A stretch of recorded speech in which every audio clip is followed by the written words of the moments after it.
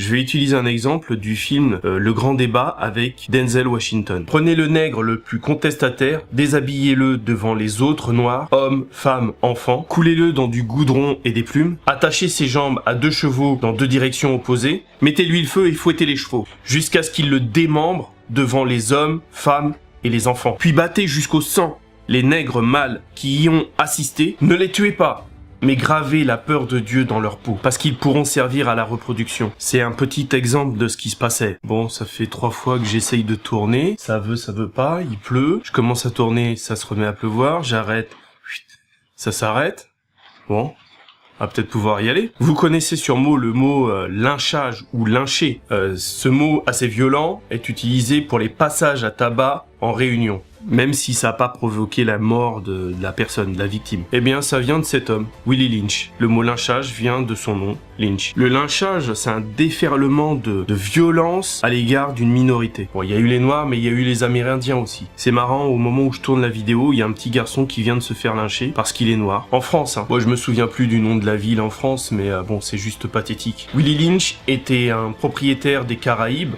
qui était réputé pour son matage de nègres. Je mettrai la lettre de Willie Lynch en description. En fait, sa méthode, c'est diviser pour régner. Il fait ressortir les différences entre chaque nègre, entre chaque esclave, puis il suscite la peur, la méfiance, l'envie, afin de les contrôler. Je sens qu'il y en a qui vont se sentir visés dans la vidéo. Il prend une liste des différences, l'âge, la couleur, la taille, le sexe, l'attitude des propriétaires, le lieu d'habitation, le type de cheveux, et il va accentuer la méfiance, le manque de confiance en soi, pour les dominer. Les propriétaires blancs faisaient appel à lui, justement parce qu'ils avaient du mal à mater leurs esclaves. Le but, c'est d'empêcher les esclaves de constituer un groupe pour tenir tête aux propriétaires blancs. Il y a beaucoup de leaders noirs qui ont essayé de pas tomber dans ce panneau-là, comme Martin Luther King ou Nelson Mandela. Il y a aussi Gandhi.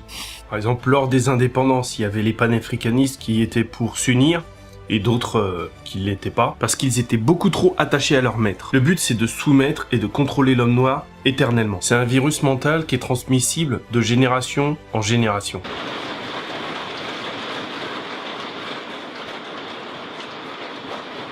Il y a des Noirs qui cherchent à connaître leur histoire, il y a eu des avancées majeures là-dessus, et il y a quand même des Noirs qui vous rétorquent, ça sert à rien de regarder vers le passé. Le passé aide à construire le futur. Je dis ça parce que je reçois de temps en temps ce genre de commentaires, mais pour moi, pour façonner l'avenir, il faut connaître son histoire. Ça fait partie de sa culture, de son endoctrinement, et pour moi c'est vital. Tous les peuples chérissent leur culture, leur histoire, leurs ancêtres, à part certains Noirs. Ce qui donne des drames, puisque maintenant, c'est d'autres qui écrivent notre histoire, que ce soit les Africains et leurs descendants ou les Amérindiens. Du coup, il y a des gens qui chérissent le passé des esclavagistes, alors qu'ils ont volé l'or, les matières premières, la terre des Africains, et ensuite on devrait oublier tout ça. Ce que comprennent pas ces gens, c'est que pour aller du point A au point B, faut savoir qu'on est au point A. Quand tu prends un bateau pour aller dans une direction, tu regardes la carte, tu dois savoir où tu te trouves. Et c'est ça qui te permettra d'aller plus loin. Tous les peuples chérissent la culture de leurs ancêtres, sauf les Noirs, on devrait pas le faire. Après, on va nous dire que c'est un partage de culture. Malgré tous les génocides, les vols, il y a quand même des noms de rues qui sont au nom de gens qui ont exterminé d'autres peuples. Mais bon, moi, c'est pas le plus grave, c'est que le peuple en question ne connaisse pas son histoire. C'est ça mon problème. Qu'il y ait un nom de rue Victor Hugo, c'est pas ça qui me chagrine. De toute façon, qu'il y ait un nom de rue au nom d'un raciste, c'est pas ça qui me chagrine. Ce qui me chagrine, c'est que les Noirs ne connaissent pas leur histoire, qui ne connaissent pas leur philosophie, qui ne connaissent pas leur culture. Par exemple, aux États-Unis, lors des lynchages, toute la ville était mobilisée. La victime était rouée de coups, torturée, dénudée, pendue, ensuite brûlée. Par la suite, ils disséquaient le corps et ils vendaient des parties à la foule, où ils donnaient le reste aux chiens. Il y avait des femmes, des enfants, des policiers, des juges, c'était le parc d'attractions pour eux. Par exemple, pour John Henry Williams, ils ont coupé son sexe, ils l'ont obligé à manger, ils ont envoyé une partie au gouverneur d'Orsay, qui en a mangé une partie. Après, c'est moi le descendant de Sauvage. C'est un véritable lavage de cerveau. Cette idéologie, cette doctrine a fait des ravages dans la communauté noire. Parce qu'il y a encore des chaînes mentales et qui brisent la capacité et la productivité des hommes noirs. C'est un endoctrinement qu'on a subi. C'est pour ça que je parle souvent avec certains d'avoir notre propre doctrine. Et j'avais envie d'élaborer quelque chose de simple pour lutter. Quand je dis lutter, il s'agit pour nous de connaître notre histoire, notre philosophie, notre culture, nos intellectuels pour sortir la tête de l'eau. Et plutôt que râler en critiquant les autres communautés, il faudrait vraiment qu'on soit une communauté. Je vois aux Antilles, par exemple, les Antillais qui sont nés en France, quand ils retournent aux Antilles, il y a une différence. Il y a comme une discrimination. Je vais prendre un exemple. Par exemple, quand on essaye de parler créole, parce qu'on n'a pas l'habitude de le faire, on entend beaucoup de chips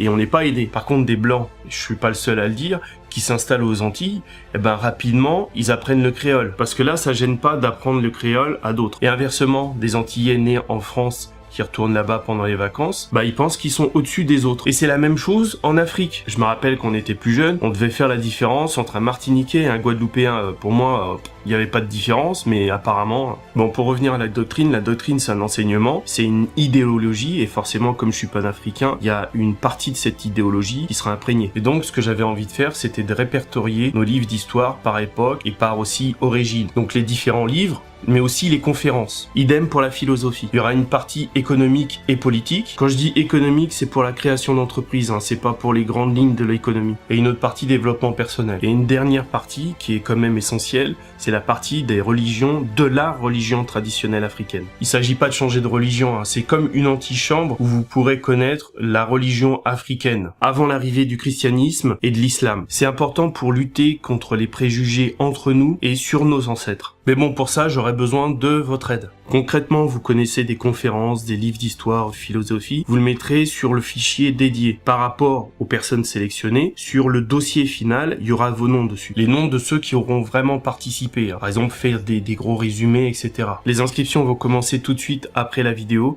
Je verrai d'ici 2 semaines si on est assez nombreux.